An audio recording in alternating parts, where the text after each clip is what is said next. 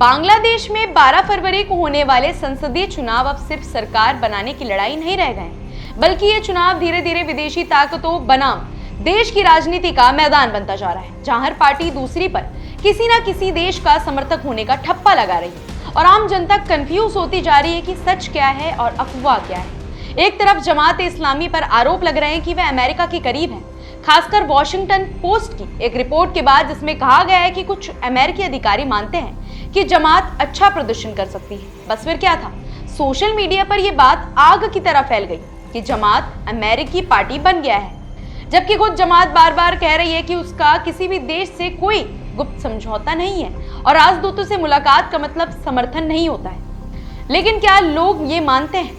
वहीं दूसरी तरफ बीएनपी पर आरोप लग रहे हैं कि वह भारत के इशारे पर चल रही है और सत्ता पाने के लिए दिल्ली से कोई गुप्त डील कर चुकी है। कहा जा रहा है कि पार्टी के बड़े नेताओं की भारत के अधिकारियों से गुपचुप बैठक हुई है। हालांकि बीएनपी इन सभी आरोपों को सिरे से खारिज कर चुकी है और साफ कहती है कि उनकी नीति बांग्लादेश पहले है, ना भारत का एजेंडा और ना ही अमेरिका का। पार्टी प्रमुख तारिक रहमान भी लगातार कह रहे हैं कि देश का फैसला जनता करेगी, ना दिल्ली ना कोई वॉशिंगटन। दिलचस्प बात यह है कि अब तक न जमात के अमेरिकी समर्थन का कोई कागजी सबूत सामने आया है और ना ही बीएनपी के भारत से समझौते का।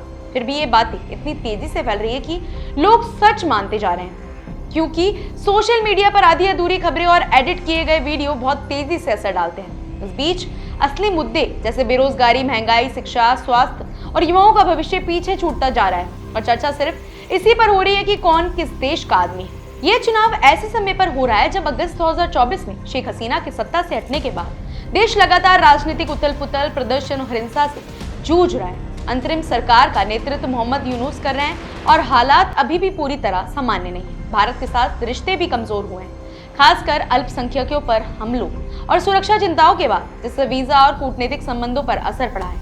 यहाँ तक कि खेल संबंध भी प्रभावित हुए हैं। अब बात करते हैं चुनाव की, तो 12 फरवरी को सुबह 7:30 से शाम 4:30 बजे तक वोटिंग होगी, जिसमें करीब 12.7 करोड़ मतदाता हिस्सा लेंगे और 13 फरवरी को नतीजे आने की उम्मीद है। संसद की 300 सीटों में से सरकार बनाने के लिए 151 सीटें चाहिए और इस बार मुख्य मुकाबला बीएनपी और जमात इस्लामी के नेतृत्व वाले 11 दलों के गठबंधन के बीच है, क्योंकि अवामी लीग फिलहाल चुनाव से बाहर है। अब सवाल है, क्या वाकई ये पार्टियां विदेशी ताकतों के इशारों पर चल रही है या ये सिर्फ चुनावी ड्रामा है? क्या वोटर इन अफवाहों में उलझेंगे या अपने भविष्य, नौकरी और महंगाई जैसे मुद्दों पर वोट देगा?